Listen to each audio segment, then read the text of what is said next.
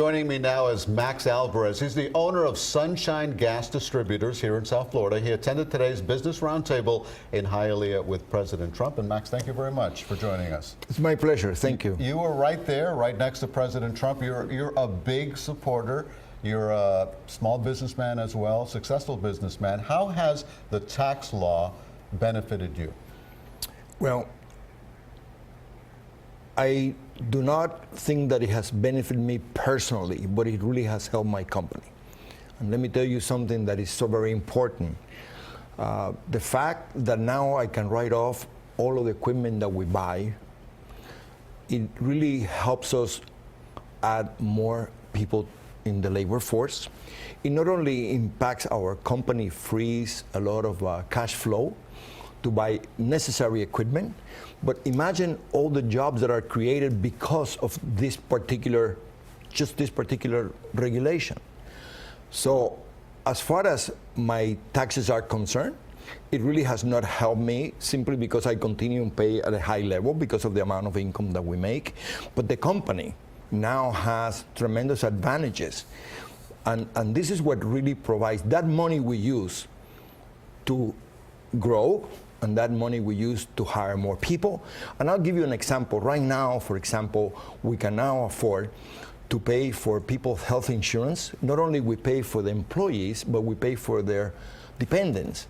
And that's simply because of the amount of money extra that we now can free that we do not have to pay in taxes. All right, how do you respond to people who say this tax law that was passed and signed by President Trump gives the average American some money back, but it's very little money, that really those who benefit the most are people at the top of the income bracket? Well, I really do not agree that it really helps the people at the income bracket, and again, it's relative what's small and what is enough. For people who are working on minimum wages, all of a sudden you can increase their salary by $1,000, maybe $2,000 a month. That is meaningful. So I don't think that that is small. And what it does to the businesses is to allow them to grow so that they can employ more people and then take better care of employees. So I'm not very objective in this matter, because I think this is not only the tax law is a great deal for the companies, but also the fact that the business regulations we had regulations. I'll give you an example. I had a station that I bought, and it was in pretty bad shape.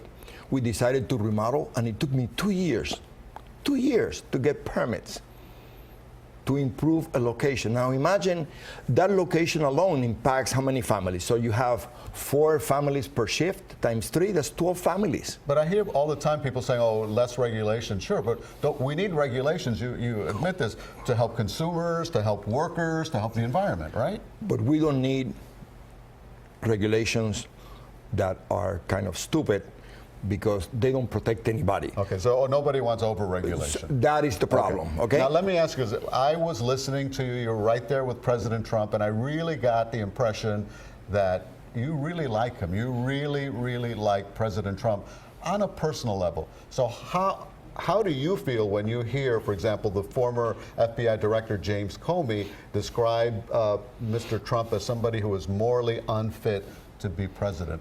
How do you feel when you hear that? Well, again, you're right. I do like the individual simply because he gave up enjoying the fruit of his labor to do something that so many of us are not strong enough or willing to do, is to sacrifice our personal life. And this individual, if you can see when he comes into a room, he's just an average guy, and he does do what he promises to do. Not like the average politicians that tell you what you want to hear to get elected, and then they do as they want. So I think as a personal, and I met him before he was into politics, and I saw what he did with the property at Doral, and I saw how he improved the property at Doral, and how the value of our homes grew an extra 10 to 15% just by the amount of money that he invested in the place. So, of course, being a businessman and being able to do what I did, to come to this country at the age of 13 and being able to start a business from the trunk of your car, literally, and become a prominent individual that now impacts thousands and thousands of families. I am telling you, people today, if it's not for Mr. Trump, could not do what I did, simply because of business regulations. The banks will not be willing to lend you the money like they loaned me 30, 35 years ago. You are a believer. Thank you very much. Great talking to you, and come back soon. It's my pleasure. All right.